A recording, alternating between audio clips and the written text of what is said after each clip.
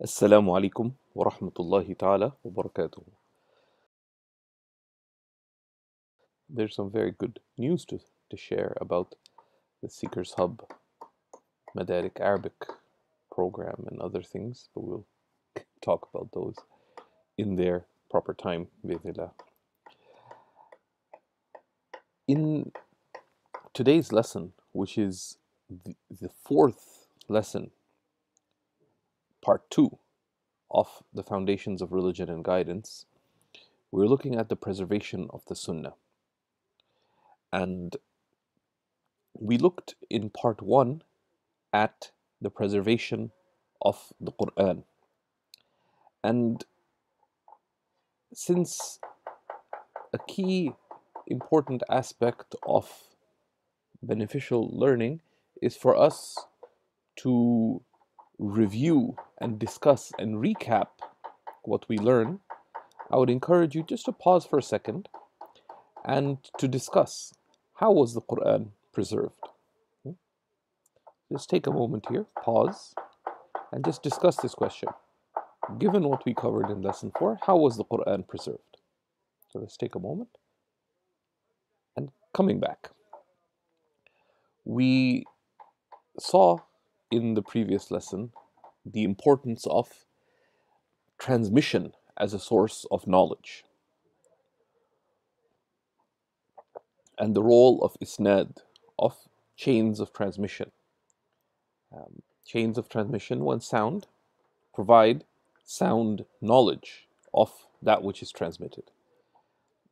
But we saw that the nature of the transmission of the Quran is not like the transmission of individual reports. The Quran was transmitted through tawatur, through mass transmission. And we looked at both the oral presentation of the Quran, how there was a huge body of companions who each memorized the Quran, and the Quran has been transmitted to us through mass transmission of an extraordinarily large number of companions to the next generation in extraordinarily large numbers, such that it is absolutely inconceivable, that it is absolutely impossible that they could have possibly colluded on error. And gathered with that, of course, is the great wisdom of the wide spread of Islam, starting from the time of the Prophet, peace and blessings upon him, where Islam spread across much of the Arabian Peninsula, and then into the age of Khilafah, where Islam spread deep into Central Asia and all the way to the furthest reaches of North and West Africa. We also looked, however, at the written preservation of the Quran and a little overview of the stages of preservation. And I would encourage you to do the recommended readings from Approach to the Sciences of the Quran. And a book that should be on your lifetime reading list is Professor Azami's book, The History of the Quranic Text.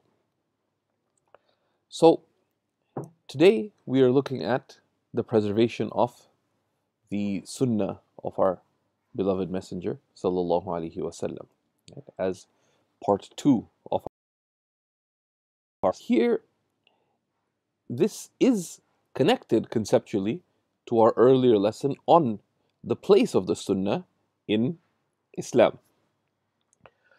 And part of the preservation of the Quran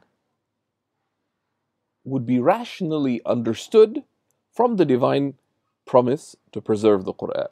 Right? So this is an important aspect, right? That if you look at what Allah subhanahu wa ta'ala tells us about the preservation of the Quran, that we truly, inna nahnu nazzalna dhikr, that truly we have sent down the remembrance, and truly it is we who shall preserve it. Wa inna lahu lahafidhun. And we see the reality with that of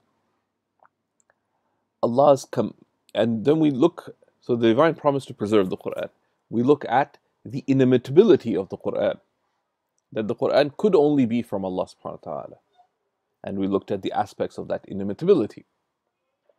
Then, if we look at the consistent call in the Quran to follow the Prophet, peace and blessings be upon him, but also to take all that the Messenger has given us. وَمَا أَتَاكُمُ الرَّسُولُ فَخُذُوهُ. That truly, whatever the Messenger has given you, take it completely. And whatever he forbids you, desist from it completely. And the previous reading, which is an important reading, on the authority of the Sunnah from Mufti Taqi Usmani, is an important work in this regard. And it's a very important work in this regard, that we know, and I apologize for the background noise, we know clearly that the Quran calls us to follow the prophetic example, to take it as authority, to take it as our criteria in our judgment, in our choices, in our actions, in our habits, in our preferences. So that would entail that there is a way for those who come after the Prophet ﷺ to reliably follow the Sunnah.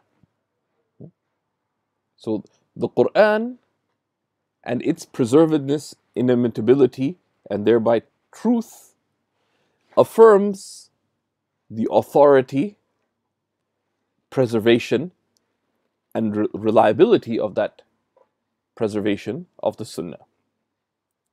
Because the Quran is also clear that this is the final revelation, and it is for all creation until the end of time.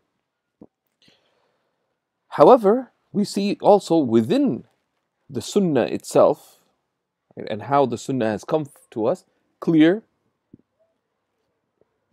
proof of its being preserved. And this goes back to the issue of transmission. That transmission is a key to our deen. Isnad, or the chains of transmission, are how the deen, how the religion of Islam were preserved. This applies both to the Quran and to the Sunnah of our blessed and beloved Messenger sallallahu alaihi wasallam, and of course, likewise for the understanding of the Quran and the Sunnah. And looking carefully at transmission is key, particularly for the Sunnah. Why? Because the Quran is mass transmitted. Right? The Quran is mass transmitted. So we don't really need to look at each individual narration. So while in the Quran, individual narrations are not directly of concern, right? Because all of the Quran is mass transmitted. In the Sunnah,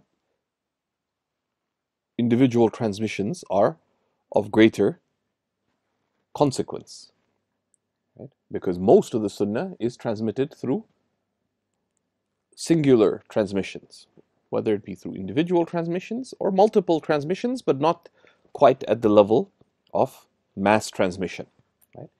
But a singular transmission, when sound, is reliable. So if I tell you that I heard Shaykh Amjad Rashid say such and such, so but that's only a singular narration. Well, if I am reliable, and if there are not circumstances affecting the reliability of my transmission, then my it is tested through human experience and thereby reason that it is reasonable evidence for you to accept the fact that I transmit that Shaykh Amjad Rashid said such and such. Okay? Conditional upon verifying the soundness of that report. Right? And this process of the verification of the soundness of reports is the science of hadith. Right? That is the science of hadith. And it is the distinguishing science of our deen, that al-isnadu min ad-deen, the chain of transmission is of the religion. Were it not for chain of transmission, then anyone could say anything, right? We would have fawda, we would have confusion, right? As the famous words of the great Abdullah ibn Mas'ud so beautifully affirm. Right? And we mentioned that Abdullah ibn Mas'ud was one of the great imams of the early Muslims from the generations after the companions of the Prophet sallallahu alaihi wasallam. And this is found in the Muqaddim of Sahih Muslim. So, at the heart of the transmission of the Sunnah is the concept of sound transmission. And we are focusing not on transmission in general, but in the transmission of prophetic teachings. And the transmission of prophetic teachings is through hadith, which are reports regarding the Prophet, peace and blessings be upon him. And what is reported from the Prophet ﷺ is one of four types of things. It's either you have the hadith al-hadith al-qawli. The first is the spoken hadith, which are the words of the Prophet ﷺ. The Prophet ﷺ said such and such, that he said, إِنَّمَا الْأَعْمَالُ بِالنِّيَّاتِ, actions are by their intentions, for example. Secondly, you have al-hadith al-fi'li, the hadith describing the action of the Prophet ﷺ. The third is al-hadith al-taqriri, a hadith that describes an approval of the Prophet ﷺ, an iqrar. Right? Something happened in front of the Prophet ﷺ, and he approved it explicitly or tacitly. And the fourth is the description of the appearance and character of the Prophet ﷺ, which is the subject matter of shama'il. And that too, and the ulama discuss, is that is that considered from the hadith of the Prophet ﷺ? And there's a discussion on it, but the ulama of hadith, and it's often discussed as one of the introductory investigations when discussing description of the prophetic character. Yes, that is considered to be a type. It is the fourth type of hadith. You can see descriptions of that, discussion on that in Ibn Hajar's commentary on his primer in hadith, Nukhbatul Fikr. So what is the sound hadith? The sound hadith, a hadith, which is a transmission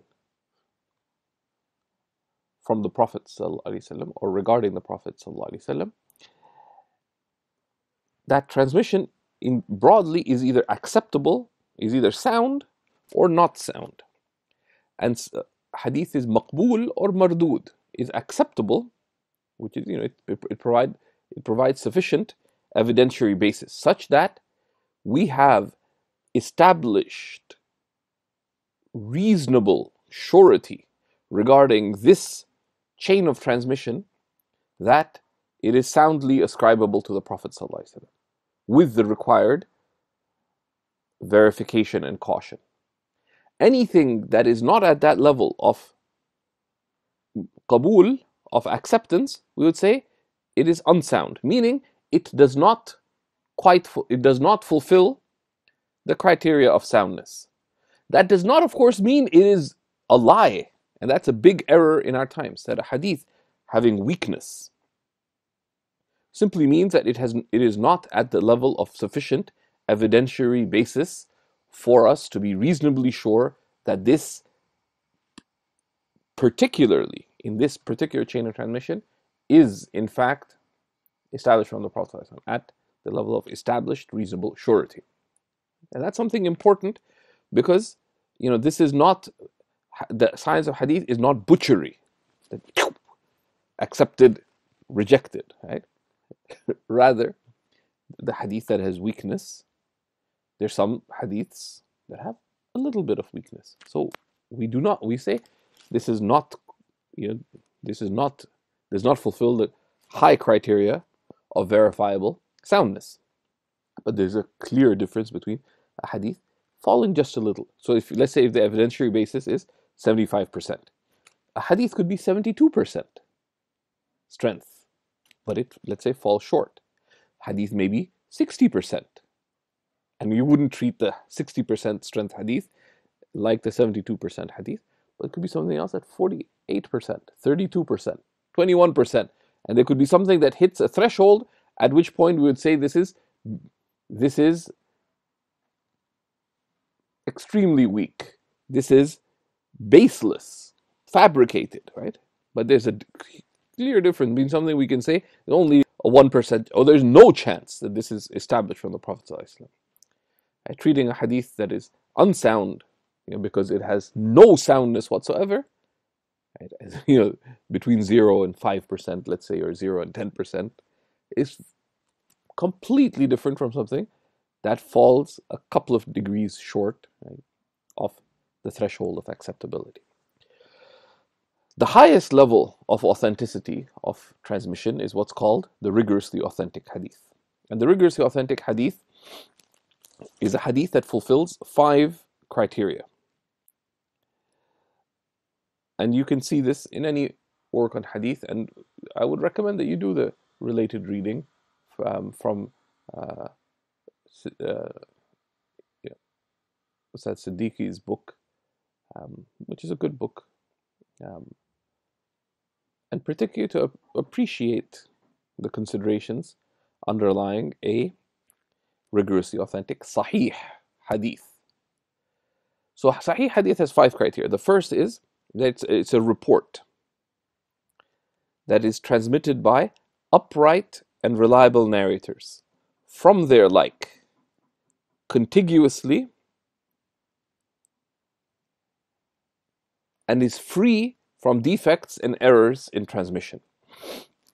So a report transmitted by upright narrators. So there's 2 direct criteria related to the narrator. First, in matters of religion, we only directly accept the transmission of someone who is upright. This applies to transmission of text. It also applies to transmission of interpretation, and a fortiori the act of interpretation itself. They have to be upright, adl, right? And the adl is someone of here refers to verified uprightness, because uprightness, adala, there's 2 types. There's apparent uprightness, someone who appears to pray and be concerned about religion, and that's assumed uprightness, ظاهر العدالة.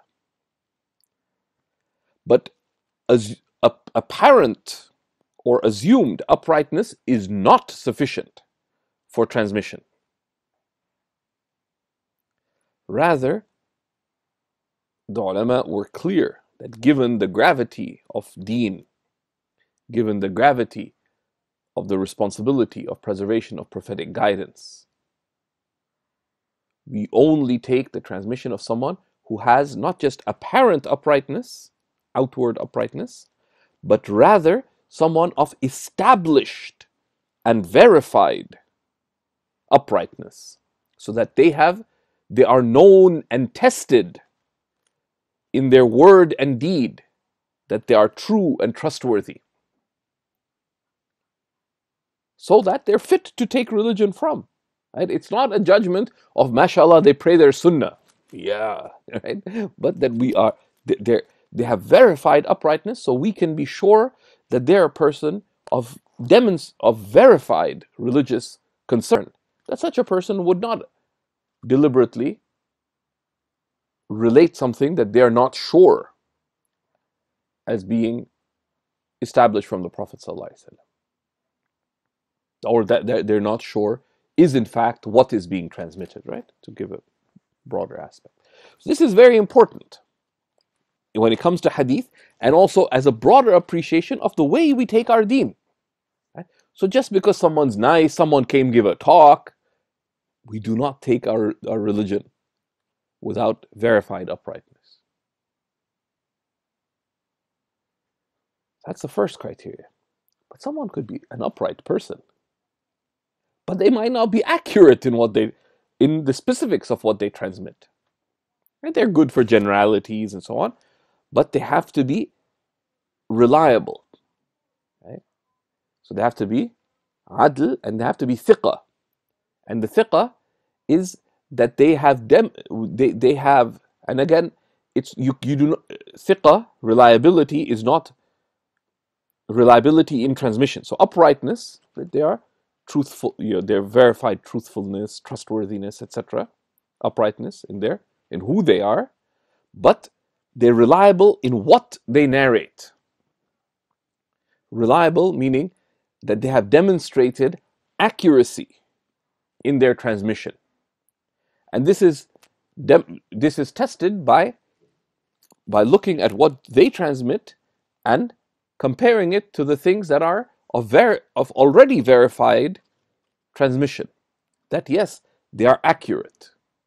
They are accurate. So they don't just paraphrase and convey what they've understood, and so it's not just a general accuracy, but a specific accuracy, right?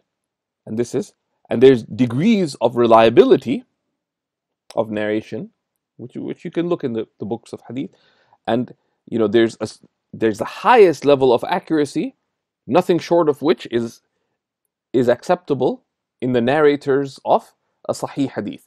Someone who's accurate and reliable but not quite at that level, their hadith may be considered hasan, sound.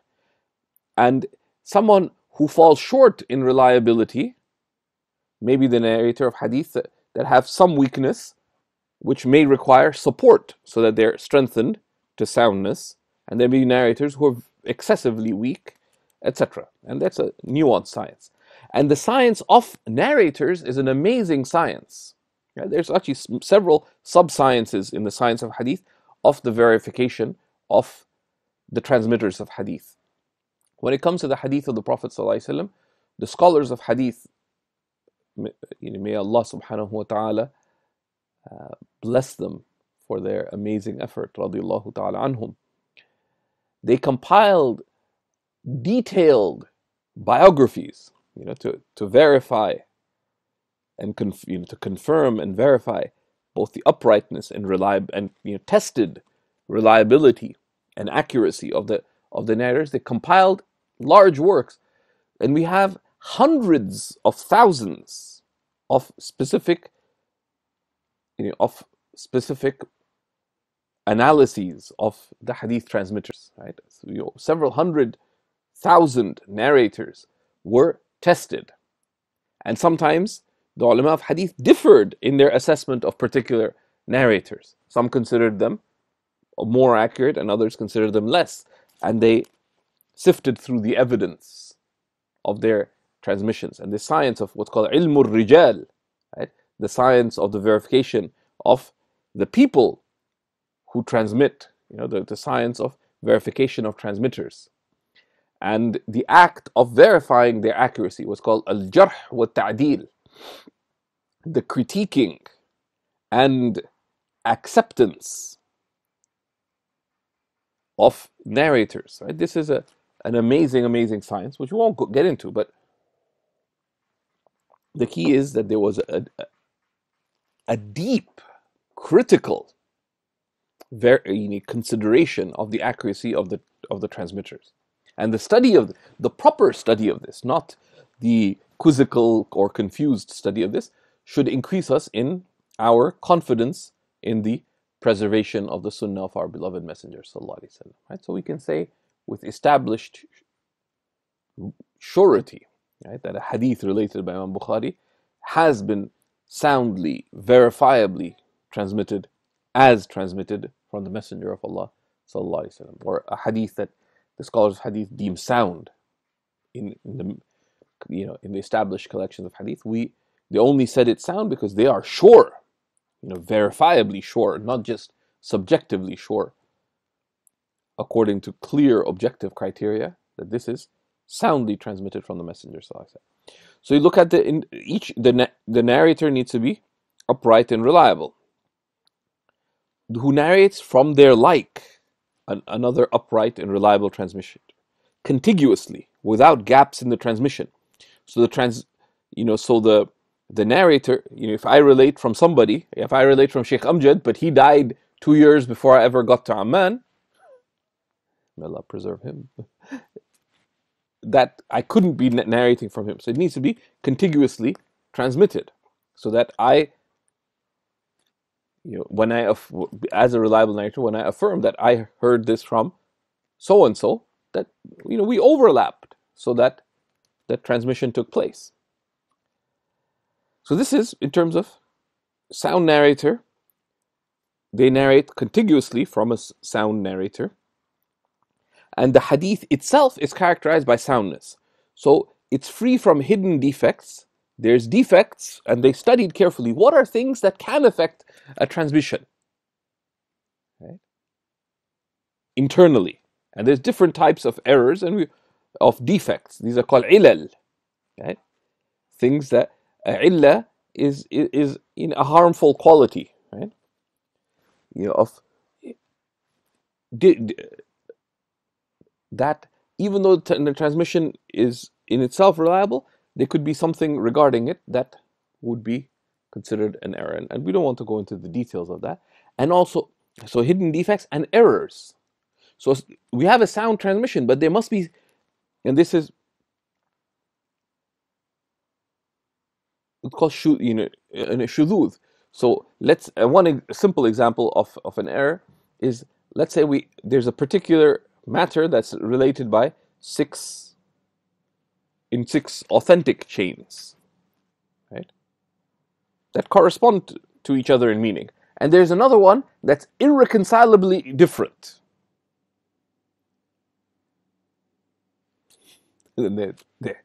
Which one would we accept? We'd consider what's transmitted more strongly to be soundly established, and we look at the one that is irreconcilably different, that there's an error in that. There's shudud.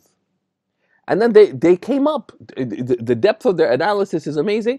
They identify the point of error, the points of errors, and the different types of shudud, of and this itself is a science. That how do you piece together the evidence, right? Because sometimes two things may seem in contradiction, but they're not, right? They're not.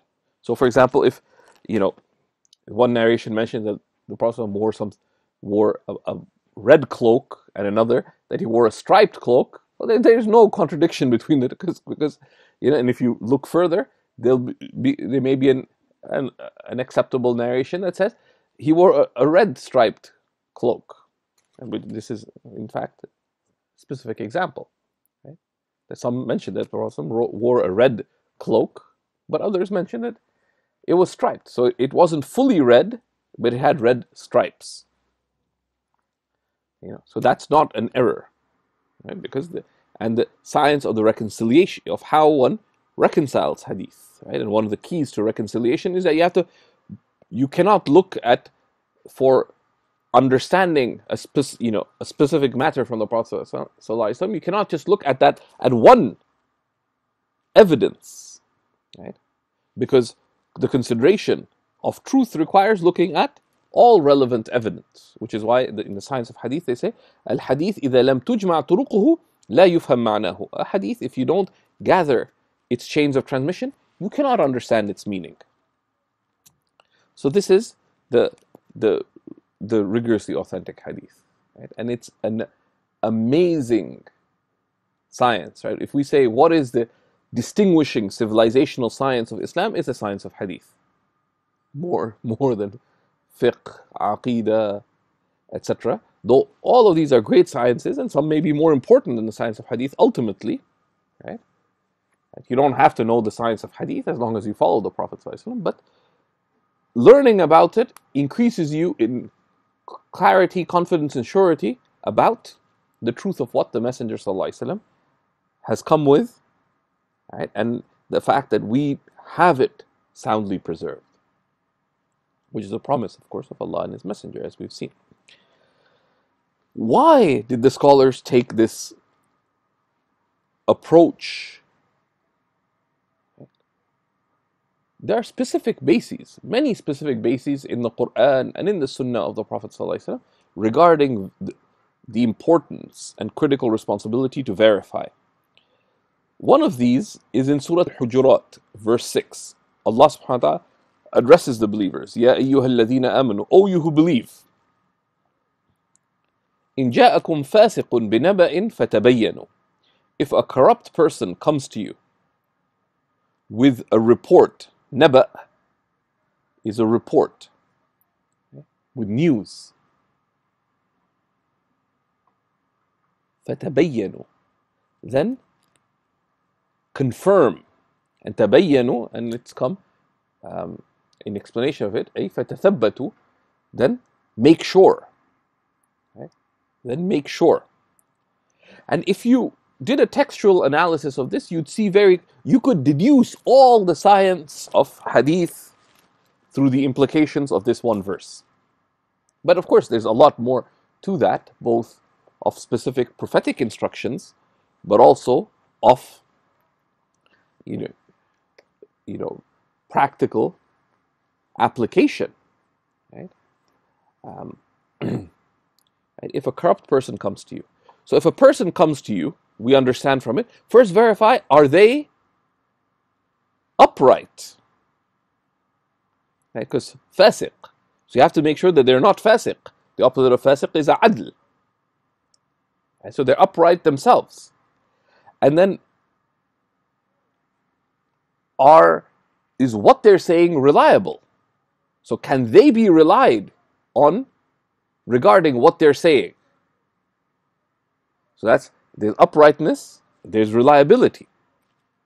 Then, if they're relating that from somebody else, then you have to make sure that that person is also verifiably upright and reliable. So we have the first three criteria: upright, reliable transmitter from their like contiguously. If I say that,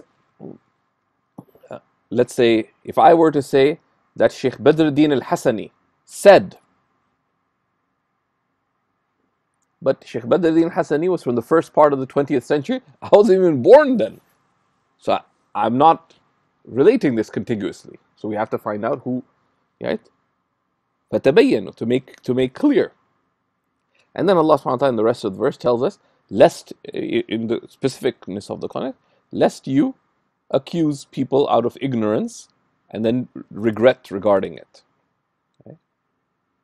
So the hadith is verifiable, therefore the transmission is also free of any mistakes, which are hidden defects and errors. فَتَبَيَّنُوا, make it, تَبَيَّنُوا for bayan, seek complete, confirm with complete clarity. Right? So this is the Quranic call with respect to any transmission. And this is a religious duty. It applies to hadith, but the principles of hadith apply to day-to-day judgment. Someone says, oh, so-and-so this. Firstly, wonder, is the person themselves verifiably reliable? We don't think ill of them, but we exercise caution in what we accept. And of course, separate thing is the importance of the principles related to speech and the hearing of speech, and the prohibitions of the tongue apply as part of the verification process and social verification process. The Prophet ﷺ emphasized in numerous hadith about the importance of carefully conveying and carefully conveying his sunnah, both through encouragement and warning. In warning, we have the hadith of the Prophet ﷺ when it's a mass transmitted hadith through countless authentic verified transmissions, right? It's mutawatir. The Prophet ﷺ said, he said regarding not lying about the Prophet ﷺ, من كذب علي متعمدا فليتبوأ مقعده من النار والعياذ بالله. Whoever deliberately lies against me, let them prepare their seat in hellfire. And this is the messenger of mercy talking, right? And when the Prophet ﷺ warned, take heed, because he is merciful. من كذب علي متعمدا, whoever lies deliberately against me, let them prepare their seat in hell. Whoa. And what is kadhib? Right? A lie is that which is not established to be true. we understand, if you are not sure of what you are relating from the Prophet ﷺ, then desist, because the consequence is very grave. Right? Whoever deliberately lies against me, let them prepare their seat in the hellfire. And of course, this is in the backdrop of the unmatched ethical emphasis, the unequivocal ethical imperative of being truthful in our religion, in the Quran and the Sunnah, right? Sidq, right? All religions, all ethical systems emphasize being truthful.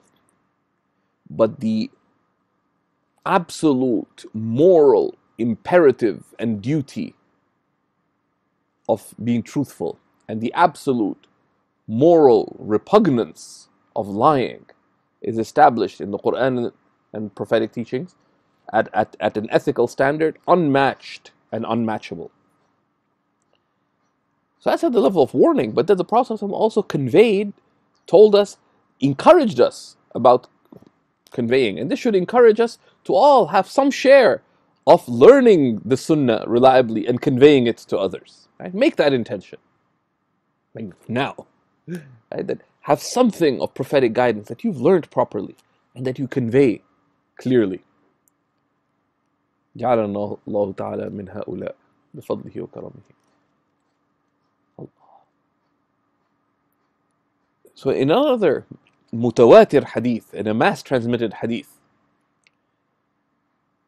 with numerous chains of transmission, again, at least 20, perhaps more, unique chains of transmission, the Prophet ﷺ said, نضر الله امرأ سمع مقالتي فوعاها فحفظها ووعاها وبلغها من لم يسمعه. That may Allah illuminate the countenance of one who hears my words, retains them fully, حفظها, memorizes them, and then conveys them, and in some narrations, as they heard, to those who didn't hear them. And then, and then it talks about the distinction between transmission and memorization. The Prophet said, for how often it is that the one something is conveyed to understands it better than the one who conveyed it. So, right, here there's a great encouragement. نضر الله امرأ, may Allah illuminate the countenance of the one. سمع مقالتي, right? So they heard it directly. فحفظها, and they memorized it. And they retained it fully. But that's not it. ووعاها, and wa'a is to understand it fully. Right? To be a wi'a, to be a container for it.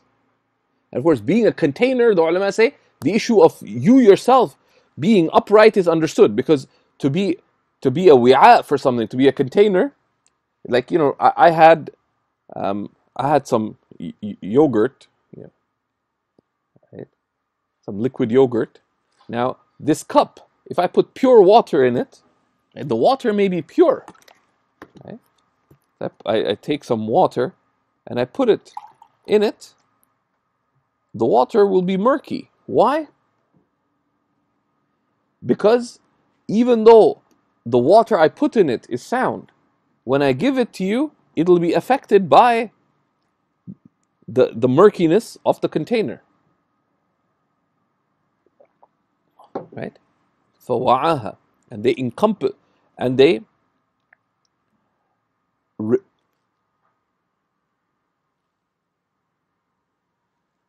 understand it fully. Right? They encompass it. فَأَدَّاهَا كَمَا سَمِعَ, in some narrations, and they conveyed it as they heard, to وَبَلَّغَهَا مَنْ لَمْ يَسْمَعْهُ, to those who did not hear it. Right?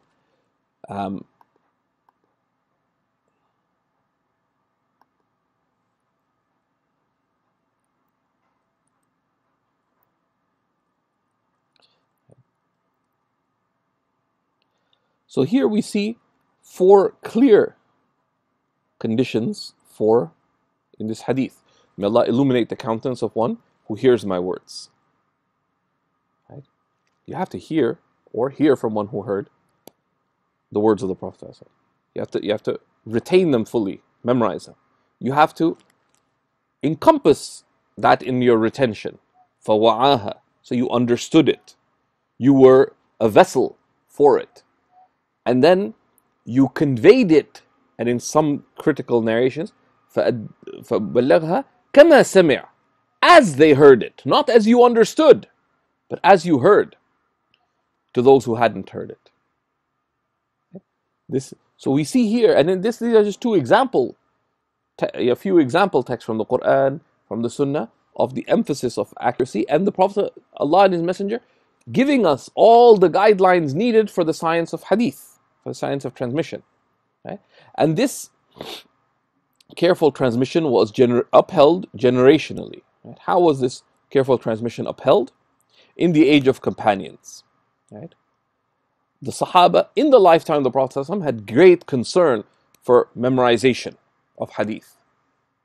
So, some of the companions, to use one example, a few examples, Abu Huraira, who narrates well over 5,000 individual narrations from the Prophet ﷺ, he only was in the company of the Prophet ﷺ 4 years. He was a wealthy trader. He was a well-off trader before Islam. But he devoted himself completely to learning the hadith of the Prophet ﷺ. So much so, he was, he stayed at the masjid, was down and out. He's an example of a seeker of knowledge. Everything is sacrificed for the knowledge that has come from the Messenger ﷺ. So sometimes after Dhuhr, he used to step out of the masjid, and it's hot, and he'd faint and start convulsing, and people would think he's having a fit, but it's just the effects of intenseness of hunger. Sallallahu ala nabiyyina wa radiyallahu ta'ala an ashabihi. And of course, this is also from the state of the Prophet. He didn't convulse or anything, but that there's more than one narration of the Prophet heading out at night because he didn't have any food, so he was going to go look for some food to feed his family. And in one narration, the Prophet went out, and Abu Hurairah was outside. And the Prophet had discouraged going out at night unless there was clear benefit. So the Prophet asked Abu Hurairah, "What brings you out, my brother?" And he said, "Intense hunger, Ya Rasulullah." And the Prophet ﷺ, the embodiment and perfect manifestation of Adam, said, "I'm here for the like of what you are here for." And alhamdulillah, they found food. It's a very interesting narration, right? And after the time of the Prophet ﷺ, the Sahaba had many opportunities, right? The companions of the Messenger of Allah ﷺ spread Islam. Lands became Islam. They had now political power, economic power, social power. But they sacrificed all of that to dedicate themselves to conveying the hadith of the Prophet ﷺ, right? And you see, many of the companions who transmitted were the younger companions. They kind of felt that they'd missed out on the opportunity of being with the Prophet ﷺ in Mecca, being with the Prophet ﷺ in the Hijrah, being with the Prophet ﷺ in the early years. So the sons of the companions, the likes of Abdullah ibn Abbas, Abdullah ibn Umar, and others are of the great narrators. Then you have people like Sayyidah Aisha, right, who spent an incredible amount of thought and concern to discern even the subtlest things about the Prophet ﷺ. And even the male companions used to go to her and ask her about the Messenger. And she would transmit with the utmost of modesty, but with the complete urgent concern of transmitting. Abdullah ibn Mas'ud, who was so poor that his wife asked the Prophet ﷺ that, "Can I give my zakat? Can I give my charity to Ibn Mas'ud?" Right? And the Shafi'is understood from that the wife can give her zakat to her husband? The Hanafi said no, because the hadith says sadaqah, and sadaqah refers to sadaqah, charity. Okay? And the Prophet ﷺ, of course, said, yes, you'd have two rewards. If you do, yes, yes, you can give your charity, and you would have two rewards. The reward of your charity and the reward of strengthening ties. But it's clear that, he made it clear that she's not obligated to provide, let alone give charity. But that's how much they sacrificed. Okay? But they conveyed, right? They conveyed and they verified their conveying. And they also had a clear emphasis on both careful transmission and to confirm. They would ask, did you hear that from the Messenger sallallahu alaihi wasallam? And in that narration, they made it clear when they heard something directly and when they found out about it through other companions. Right? They made these distinctions. Sayyidina Umar warned Abu Hurairah radiallahu anhu to make sure that hadiths that were unclear, to make sure that he clarified the hadith when he transmitted it, because he understood that from what the Prophet sallallahu alaihi wasallam explained of how one conveys. And this continued in the generation after the companions. Because of the emphasis of transmitting prophetic guidance, and with the companions spread out across the lands, from the generation of the tabi'een, they became this beautiful tradition of al-rihla fi talab al-hadith, traveling to collect hadith. And the tabi'een traveled because the Sahaba spread. There were Sahaba, a lot of companions in Medina. There were many companions in Mecca. There's companions in Damascus.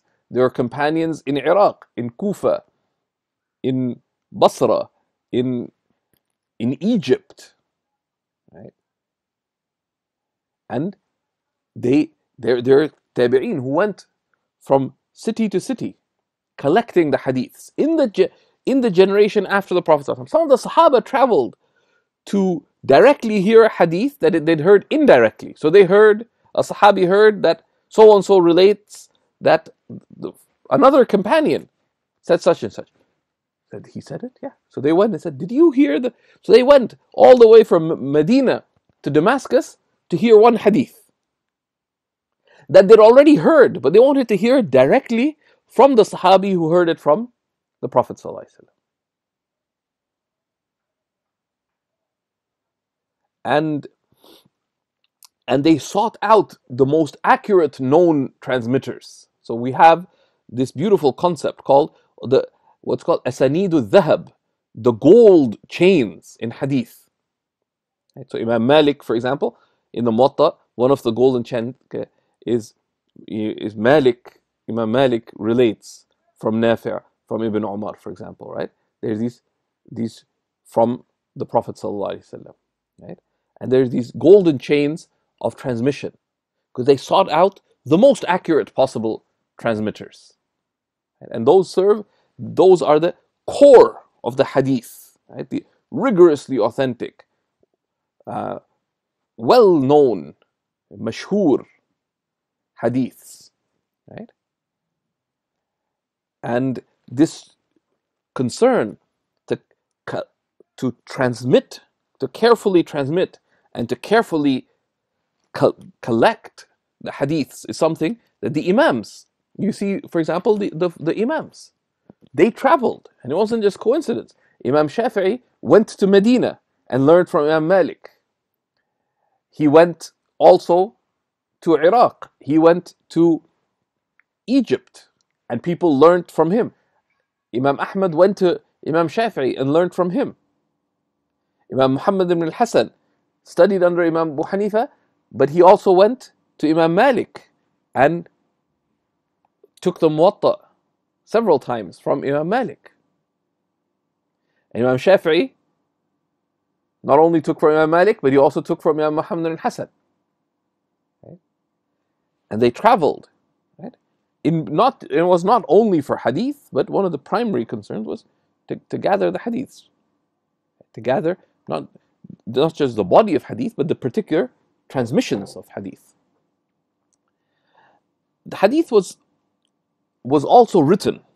Yeah, hadith was also written at the time of the Prophet ﷺ, but it was a secondary support. But there was clear writing during the time of the Prophet ﷺ. There were many companions who had sahaif, who had They're particular collections of hadith that they jotted down.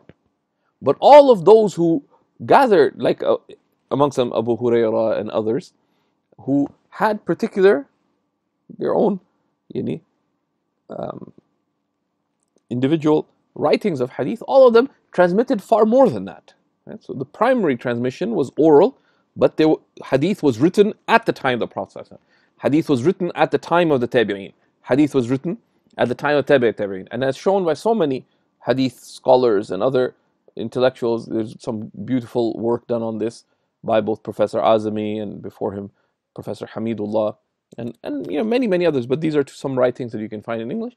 That hadith was verifiably written at the time of the companions, was verifiably written in each of the early generations. And then there emerged the books of hadith in the time of the Tabi'een under Imam al-Zuhri, and then Imam Malik authored the Muwatta.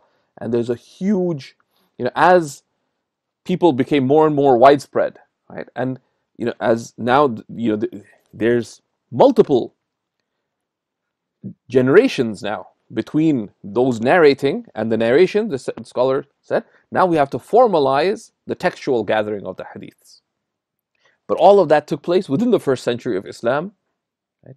The earliest works, and into the early second century. But all of it was already present, both through oral transmission and through written transmission. And then the major works of hadith emerged, regarding which you can read. Like we don't want to go into the biographies of the various hadith narrators, the Imam Bukhari and Muslim, but to read about them is to be amazed. The Imam Ahmad ibn Hanbal was asked that how many hadith does someone need to memorize to be able to make ijtihad? He remained silent. They said 100,000. He said no. They said 200,000. He said no. They said 300,000. Said maybe. And of course, part of it is that for ijtihad, it's not just a question of memorizing, but it's a question of understanding. But also, they had memorized, the scholars of hadith, like the likes of Bukhari and Muslim and Tirmidhi and all these great, had memorized not only the authentic hadiths, but they could clearly identify the hadiths with weakness, the hadiths that were weak, that were very weak, and the levels of hadith that would be considered to be baseless or fabricated. Right? They memorize the fabricated hadiths because they're known, right? And that's an amazing aspect. And then the whole slew of supporting sciences to the science of the transmission of hadith emerged. We've touched upon some of them previously. So we have the sciences of hadith, ulum al-hadith, or something that's called ilmu mustalah al-hadith, the science of the terminology of hadith. But underlying it is the science of narrators, ilmu al-rijal. And some scholars specialize just in that. The science of critiquing, right? Narrators, ilm al-jarh wa ta'dil, and of accepting narrators. And the principles of verification, each different type of principle, right? So you had rigorous authentication of hadiths, and some scholars applied just in identifying the hidden defects of hadith, ilm al-ilal, like Imam al-Daraqutni, for example. And they worked on it even with the authentic hadith. Like we have no such thing as just something is taken as there's no just mere canonization of a work. So even though, let's take Sahih al-Bukhari. The scholars say that all the hadiths in Sahih al-Bukhari are rigorously authentic insofar as soundness of transmission. What is the evidentiary basis of particular hadith? That's a matter of ijtihad, and the fuqaha may differ on it. And they do, as the companions did. But we say, for example, that all the hadiths, all the several thousand hadiths in Sahih Bukhari are all sahih, rigorously authentic. But we don't just say that as some kind of canonical claim. After Imam al-Bukhari, and who was Imam al-Muhaddithin, the Imam of the Imams of Hadith, the teacher of Imam Muslim and Tirmidhi and the others, and this amazing giant, and you should read a little bit of his biography. There's a good biographical note on him by Shaykh Jibril Haddad, which we should share. But Imam Daraqutni came after him, and he did a thorough analysis of Sahih al-Bukhari, and he identified, slightly over 100 hadith that he critiqued.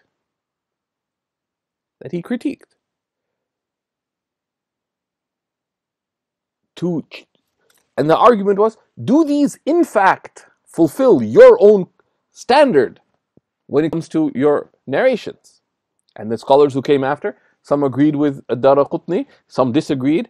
Imam Ibn Hajar al-Asqalani, in his commentary on Sahih al-Bukhari, which is called Fath al-Bari, he has an introduction before he goes into the text itself of al-Bukhari, called Hadith al-Sari, and he goes into all the narrations mentioned by Imam Ad-Daraqutni, and goes through and demonstrates clearly that, firstly, Imam Ad-Daraqutni was not saying that these are not sahih, but do they reach the level of sahihness, right, of the high standards, the even higher standard set by Imam Bukhari, right?